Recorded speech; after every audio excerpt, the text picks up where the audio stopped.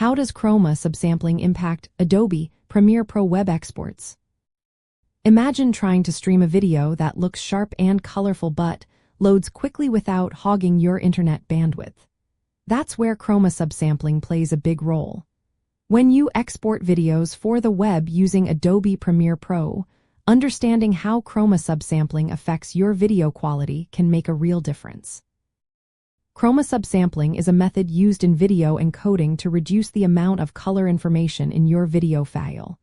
It works because our eyes are more sensitive to brightness details than to color.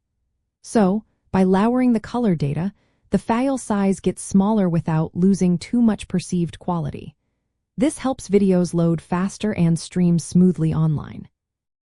In Adobe Premiere Pro, your choice of Chroma subsampling during export impacts how your colors look, especially in areas with fine color details or sharp edges.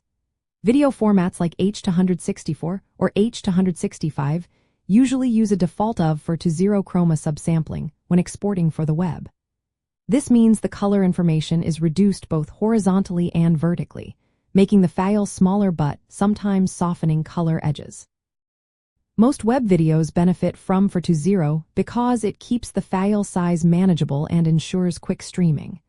But if your project involves green screen effects, color grading, or smooth gradients, higher Chroma subsampling options like 4:2 or 4:4 can help. These preserve more color detail, making the edges cleaner and the colors more vibrant. In Adobe Premiere Pro, you control Chroma subsampling by selecting your export format and codec. When you choose formats like H264 or H265, the default is usually 4:0. If you want better color fidelity, you can switch to settings that use 4:2 or 4:4, but keep in mind that this increases your file size. For most web videos, sticking with 4:0 is a smart choice because it balances quality and file size. If your project needs more precise color details, especially for professional work, then choosing less Chroma subsampling makes sense. Just remember to preview your export to check for any color artifacts or softness. Adjusting Chroma subsampling is about finding the right balance between quality and efficiency.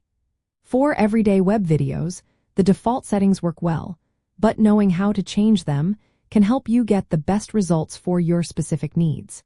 When you understand how Chroma subsampling impacts your exported videos, you can make smarter choices that keep your content looking great while still loading fast online.